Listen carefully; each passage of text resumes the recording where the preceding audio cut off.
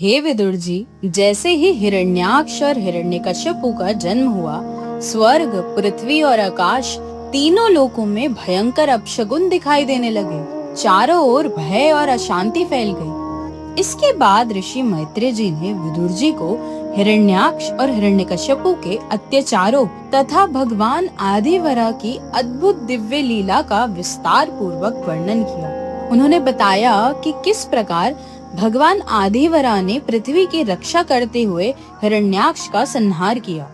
विदुर जी, यह दिव्य चरित्र मैंने जैसा अपने गुरुजनों से सुना था वैसा ही तुम्हें सुनाया।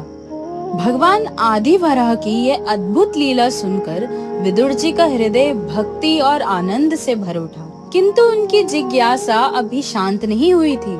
अब उनके मन में सृष्टि की रचना को लेकर अनेक प्रश्न उठने लगे। हे ब्राह्मण, आप तो प्रत्यक्ष और अप्रत्यक्ष दोनों प्रकार के विषयों के ज्ञाता है।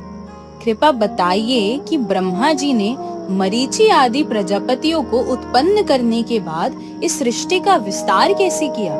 स्वयंभुव मनु और उनके वंश ने इस संसार में प्रजा की वृद्धि किस प्रकार की? विदुर जी की जिज्ञासा को देखकर ऋषि मैत्रेय मुस्कुराए और बोले, विदुर जी, अब मैं तुम्हें सृष्टि के आरंभ का वह दिव्य रहस्य सुनाता हूँ। सृष्टि के प्रारंभ में स्वयं भगवान ने अपनी दिव्य नाभि से निकले कमल पर ब्रह्मा जी को प्रकट किया। फिर भगवान की आज्ञा और पूर्व कल्प की व्यवस्था के अनुसार ब्रह्मा जी ने विभिन्न लोकों तथा अनेक प्रकार की सृष्टि की रचना आरंभ की। हे भगवान, आपने स्वयंभू मनु और उनके वंश का सारांश वर्णन किया था।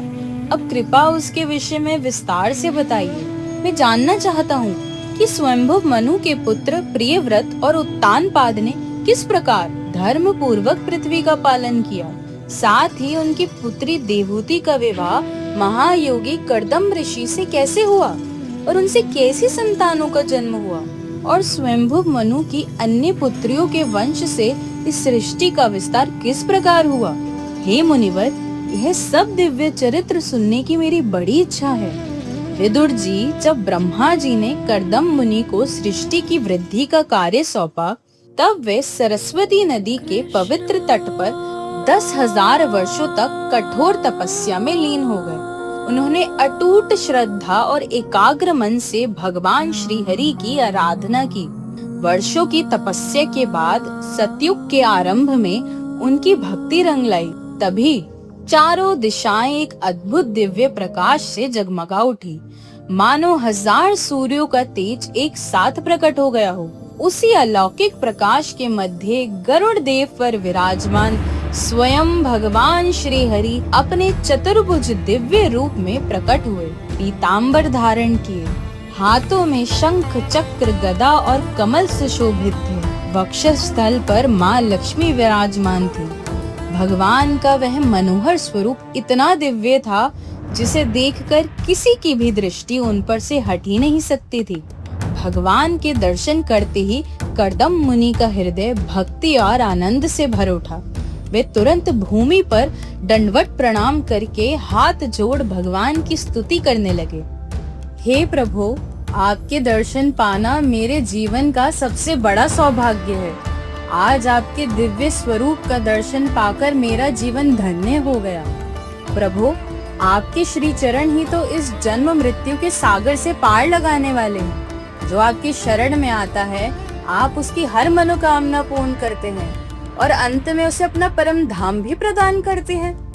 हे दयामय, ब्रह्मा जी ने मुझे सृष्टि की वृद्धि का कार्य सौंपा है और उसी आज्ञा का पालन करने के लिए मैं अपने स्वधर्म का पालन करने वाली जीवन साथी चाहता हूँ, जो मेरे ही भांति आपकी अनन्य भक्त हो, जिसके साथ मेरा प्रत्येक क्षण आपकी सेवा में बीते, जो सदा आपकी सेवा में आनंद पाए और जिसके गर्भ से आपके समान दिव्य एवं गुणवान संतान का जन्म हो। प्रभु, आप ही तो इस संपूर्ण सृष्टि के रचयिता, पालन करता और संहार करता है। सब कुछ आप ही की इच्छा से नियंत्रित है। कृपा करके मेरी इस प्रार्थना को स्वीकार कीजिए। कर्दम मुनि की निष्कपट भक्ति और विनम्र प्रार्थना सुनकर भगवान श्री हरि अत्यंत प्रसन्न हुए। उनकी श्रीमुख पर मधुर मुस्कान खिल उठी। तब भगवान श्री हरि ने अपने प्रिय भक्त पर ऐसी अपार कृपा की कि उन्होंने उसे एक नहीं अपितु 2 दिव्य वरदान प्रदान किए, जिनसे कर्दम मुनि का संपूर्ण जीवन परिवर्तित हो गया। हे मुनिवर, तुम्हारी तपस्या, भक्ति और समर्पण से मैं अत्यंत प्रसन्न हूँ। तुम्हारे हृदय की प्रत्येक भावना मुझसे छिपी नहीं है। जिस उद्देश्य से तुमने मेरी आराधना की है, उसकी व्यवस्था मैं पहले ही कर चुका हूँ। मेरे भक्तों की सच्ची प्रार्थना कभी व्यर्थ नहीं जाती। परसों धर्मात्मा सम्राट स्वयंभू मनु अपनी पत्नी शत्रुपा और अपनी परम गुणवान पुत्री देवहूति के साथ यहाँ आएंगे। वे प्रसन्नता पूर्वक देवहूति का विवाह तुमसे करेंगे। देवहूति तुम्हारी धर्म पत्नी बनकर जीवन के प्रत्येक कदम पर तुम्हारा साथ देगी। उसके गर्भ से 9 तेजस्वी कन्याएं जन्म लेंगी, जिनके वंश से इस सृष्टि का विस्तार होगा। और सुनो हे महर्षि, तुम्हारी तपस्या से प्रसन्न होकर मैं स्वयं तुम्हारे पुत्र के रूप में इस पृथ्वी पर अवतार लूंगा। देवहूति के गर्भ से कपिल नाम से प्रकट होकर मैं संपूर्ण मानव जाति को सांख्य योग का दिव्य ज्ञान प्रदान करूंगा। अब तुम निश्चिंत होकर मेरी आज्ञा का पालन करो। अपने सभी कर्म मुझे समर्पित करते रहना। अंत में तुम निश्चय ही मुझे प्राप्त हो जाओगे। भगवान के ये करुणामय वचन सुनकर कर्दम मुनि का हृदय भक्ति और आनंद से भर उठा। वे बार बार भगवान के श्री चरणों में प्रणाम करने लगे। भगवान श्री हरि ने अपने प्रिय भक्त पर कृपा भरी दृष्टि डाली, मधुर मुस्कान बिखेरी और गरुड़ देव पर आरूढ़ होकर अपने दिव्य धाम के लिए प्रस्थान कर गए। अगर आपको यह वीडियो अच्छा लगे तो लाइक करें, शेयर करें और चैनल को जरूर सब्सक्राइब करें। जय श्री कृष्ण, जय हिंद।